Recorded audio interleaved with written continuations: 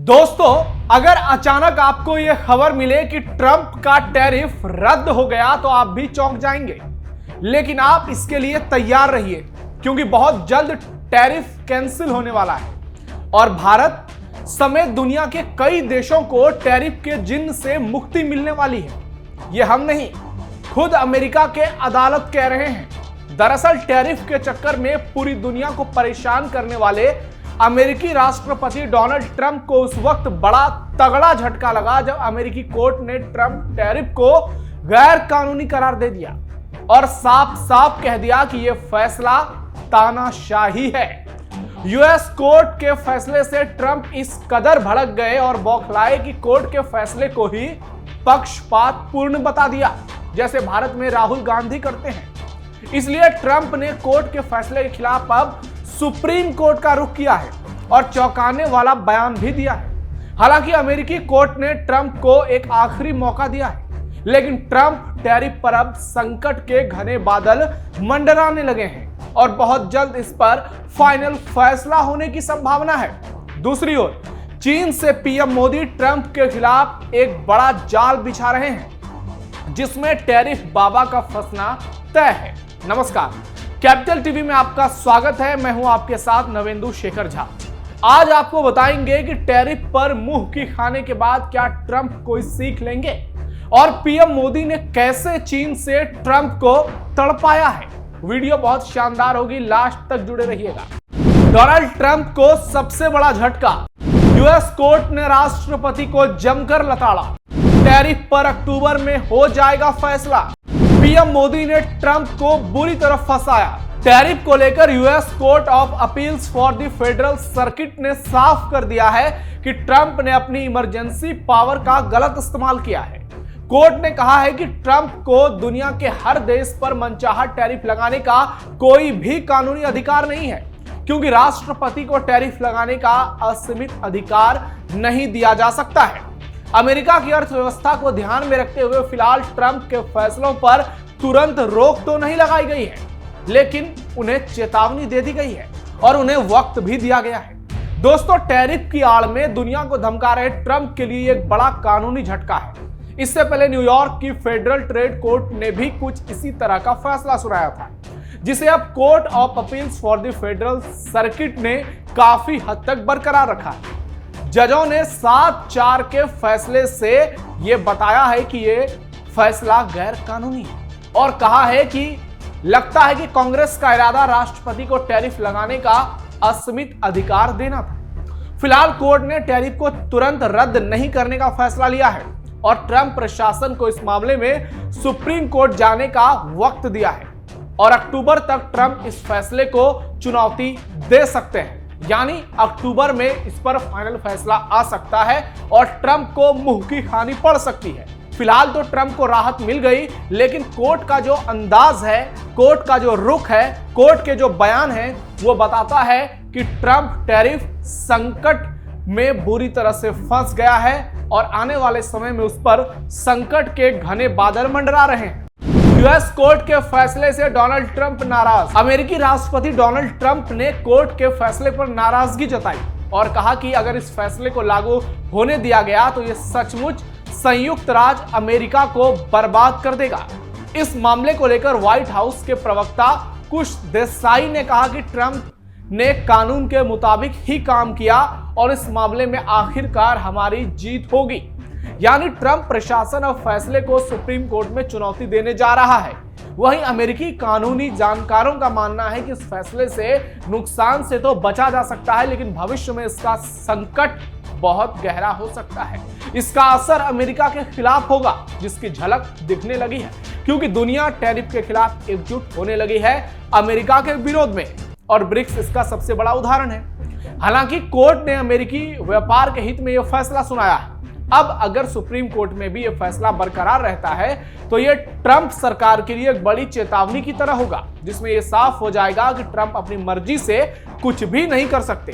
Tariff पर Trump सरकार अपने रुख पर कायम। डोनाल्ड ट्रंप ने अपने इस फैसले को लागू करने के लिए international emergency economic powers act यानी IEEPA का सहारा लिया था, जिसमें राष्ट्रीय आपातकाल की घोषणा कर इसे सही ठहराया गया। अमेरिकी संविधान के मुताबिक कांग्रेस के पास टैरिफ समेत तमाम टैक्स लगाने की पावर है, लेकिन पिछले कुछ सालों में यह शक्ति अमेरिकी राष्ट्रपति के हाथों में दे दी गई है, जिसका ट्रंप ने धड़ल्ले से इस्तेमाल किया है। इस कानून का सबसे ज्यादा इस्तेमाल अमेरिका के विरोधी देशों जैसे ईरान और नॉर्थ कोरिया पर प्रतिबंध लगाने के लिए किया जाता है, जबकि रूस पर भी ट्रंप ने 100% टैरिफ लगा दिए हैं और भारत पर 50%। कोर्ट में ट्रंप प्रशासन ने तर्क दिया कि तमाम कोर्ट्स ने 1971 के आर्थिक संकट में राष्ट्रपति रिचर्ड निक्सन के लगाए गए टैरिफ को मंजूरी दी थी। निक्सन प्रशासन ने 1917 के trading with the enemy act के तहत अपने अधिकार का हवाला दिया था। सरकार ने तर्क दिया है कि अगर टैरिफ को रद्द कर दिया जाता है तो उसे कुछ आयतों करों को वापस करना पड़ सकता है जो उसने जमा किए हैं, जिससे अमेरिकी ट्रेजरी को बड़ा वित्तीय नुकसान हो सकता है। हालांकि कोर्ट ने यह भी साफ किया है कि ट्रंप को दुनिया के हर देश पर टैरिफ लगाने का कोई कानूनी अधिकार अलग से नहीं दिया जा सकता है, यानी कोर्ट का रुख पूरी तरह से ट्रंप के खिलाफ नजर आ रहा है। टैरिफ पर सुप्रीम कोर्ट पहुंची ट्रंप सरकार। वहीं डोनाल्ड ट्रंप ने और ट्रंप प्रशासन ने कोर्ट के फैसले के खिलाफ सुप्रीम कोर्ट का दरवाजा खटखटाया है और ऐलान कर दिया है कि वो इस फैसले को चुनौती देंगे। उन्होंने चेतावनी दी है कि अगर फैसला उनके खिलाफ गया तो यह अमेरिका को तबाह कर देगा। अगर सुप्रीम कोर्ट ट्रंप का साथ देता है तो टैरिफ बने रहेंगे, अगर नहीं तो अरबों डॉलर लौटाने होंगे और अमेरिका को नई व्यापार नीति बनानी पड़ेगी। ट्रंप की अदालत में हार के बाद भी टैरिफ बढ़ाने के विकल्प होंगे, लेकिन ये सीमित रह जाएंगे और ट्रंप की मनमानी पूरी तरह से नहीं चलेगी। आपको बता दें कि टैरिफ ट्रंप का सबसे बड़ा नेगोशिएशन हथियार रहा है। वो देशों को भारी शुल्क की धमकी देकर समझौता करवाते रहे हैं। अगर ये हथियार कोर्ट ने छीन लिया तो ट्रंप की न सिर्फ ताकत घटेगी बल्कि पूरी दुनिया में अमेरिका की जबरदस्त किरकिरी होगी और अमेरिकी दबाव को नजरअंदाज किया जाएगा, खासकर ऐसे समय में जबकि अमेरिकी टैरिफ से परेशान होकर कई देश आपस में नजदीकियां बढ़ा रहे हैं और चीन और भारत इसका सबसे बड़ा उदाहरण है। चीन में पीएम मोदी, टेंशन में डोनाल्ड ट्रंप। टैरिफ वॉर के बीच पीएम मोदी चीन में है और उनका चीन में जोरदार स्वागत भी हो रहा है।